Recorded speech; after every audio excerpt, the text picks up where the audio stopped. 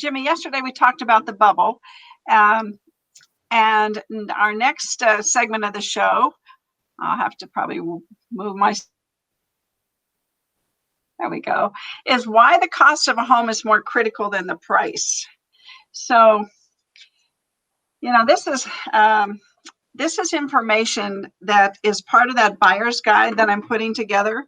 Mm-hmm. And Kane left before I could post it, although by the time he gets back, it'll be posted next week in a week. But this is really an important piece of information. And housing inventory, we know, is at an all-time low. There's 25.7% fewer homes for sale today than there were last year. And that is in the United States. I want to make sure everybody understands that, because it's less here. And the buyer demand is so very strong. And the pending home sales index by the National Association of Realtors reports that year over year, contract signings rose 13%.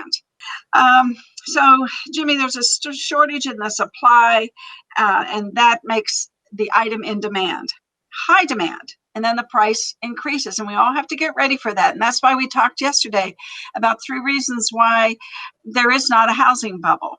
Because you have to understand both parts of this. Supply and demand is good. Obviously, it's capitalism at its finest, right? Because we have the ability in this society to sell things for market price, or in our industry we have a lot of freedoms. So anyway, the home price index from CoreLogic reports that home prices increased 10%.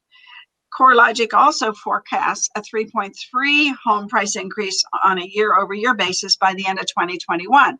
In 2020, if you didn't buy a home for $350,000, and when the interest rate was 3.62, and your payment would have been $1,595, in 2021, when it goes to 300, that same home to $385,000.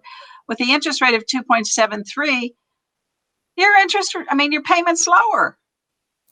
If you can get the 2.7, if you can get the 2.7 loan, yeah. And for the last 6 weeks in a row, rates have inched up a little bit. And yeah, a little bit. But anyway, it equates to about $340,000 annually, which is $10,000 over the life of a 30-year loan. That's real money. Well, waiting costs them $35,000. Waiting costs them $35,000, no matter how you slice it. Even if they can get in with the same payment, when they sell their house, they've lost $35,000 in profit by waiting 1 year. Yeah, right. Don't be renting right now. That's a mistake. It's a mistake. It's a big mistake. And I can tell you right now, with having we manage over 300 properties. And they're here today, gone tomorrow when we put them on the market. Yep. And then we have all these people that are so, oh my gosh, I need to find a place to live. You should hear when they call. And we just say, just stand by, but get ready to pull the trigger when you see something.